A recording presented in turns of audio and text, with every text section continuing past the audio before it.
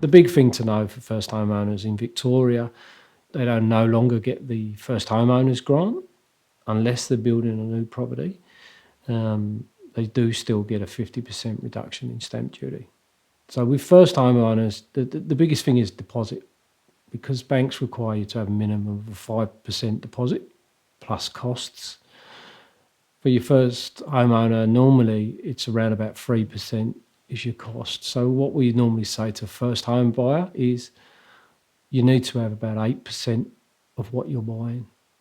So with first home buyers, I mean, currently we're spring 2016.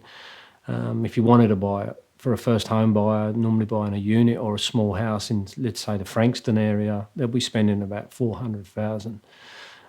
For them, the 8% deposit really means that they'll need roughly around about $32,000. That's the minimum the bank are going to need to see for them to be able to get into a home. Another question that comes up a lot with first home buyers is, the whole process. What do they have to do? And again, this is what we do. We speak to them about the free conveyancing and how we handle it and make it all a little bit less stressful for them and sort of take the process away from them. So pretty much they pay the money and the deposit and they move into a house stress-free, hopefully. So look, for your first time home buyer who's looking to get into the housing market, we'd always advise them, whether they feel they're ready or not, speak to a mortgage broker.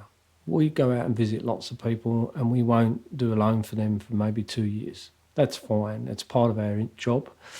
We'll come out, give you some independent advice as to whether you can, get a loan, you have enough deposit, for the area that you want to buy in. If you're there, then obviously we'll step them through the home loan process. And we'd always advise first home buyers to get a pre-approval with the lenders. Most lenders will write you a pre-approval. They'll assess you for lending. So what pre-approval means is that we'll take an application from you, but just without you finding a property. So they'll assess your income, your savings, and your credit history. We'll present that to the bank as an application. They'll assess you as a person as to whether they're willing to lend you that money when you find a property to live in.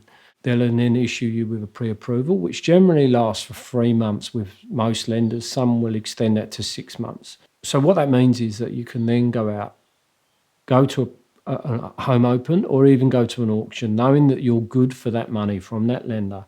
It's always subject to the property being acceptable. And there are exceptions to some banks will not lend on certain properties, but generally in the metropolitan area and on the Mornington Peninsula, there isn't any of them around.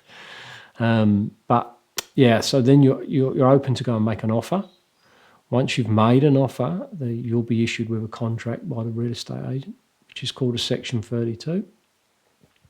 We then provide that to the lender for you, and then your loan becomes unconditional. They send out a loan contract to you, you sign, and then you wait for settlement.